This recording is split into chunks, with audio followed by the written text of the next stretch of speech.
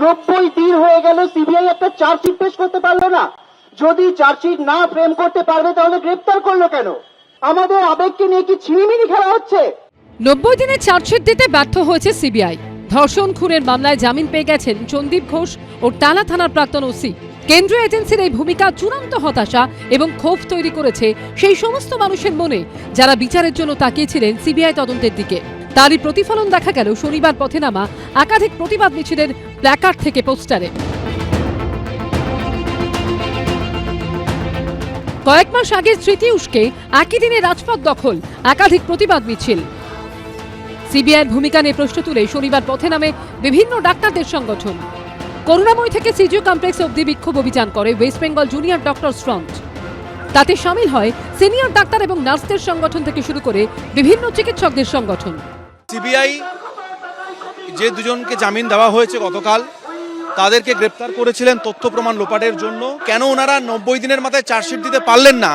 তাহলে এই ব্যর্থতাটা সিবিআই এর। আমরা আমাদের আন্দোলনের প্রথম দিন থেকেই সিবিআই এর যে ইনভেস্টিগেশনের গতি প্রকৃতি, সেটা নিয়েও আমরা আওয়াজ তুলেছি।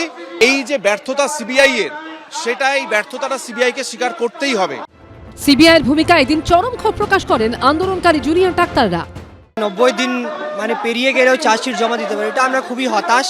এটা লুপ হোল যেটা আমাদের জুডিশিয়ারি সিস্টেমে আছে, সেটা বেরিয়ে আসলো যে যারা প্রভাবশালী মানুষ তারা এটা ইউজ করে এরকম করতে পারে। গতকালের এই চার্জশিট না দিতে পারাতে সাধারণ মানুষ এটুকুনি বুঝে গেল যে কেন্দ্রীয় সংস্থা এবং রাজ্য পুলিশ প্রশাসনের মধ্যে একটা ষড়যন্ত্রমূলক একটা চক্র কাজ করছিল, যে অভয়ের খুনিরা এমন কেউ প্রভাবশালী যাদেরকে ধরা পড়লে রাজ্য সরকার তাদের অস্তিত্ব নিয়ে কিন্তু সংকটে পড়বে।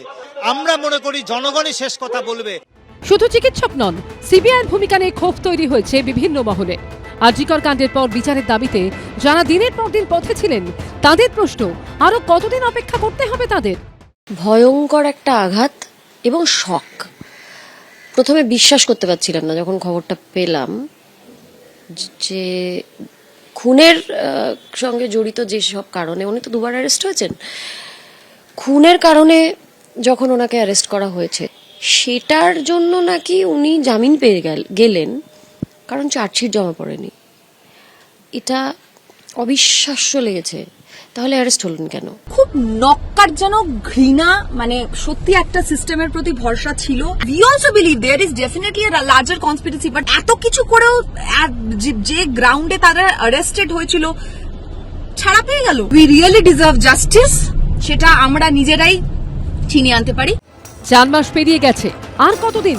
তিলোত্তমার বিচারের অপেক্ষায় থাকা অসংখ্য মানুষের প্রশ্ন এটাই। সন্দীপ সরকার, ঝিলম করঞ্জাই ও অরিত্রিক ভট্টাচার্য রিপোর্ট, এবিপি আনন্দ।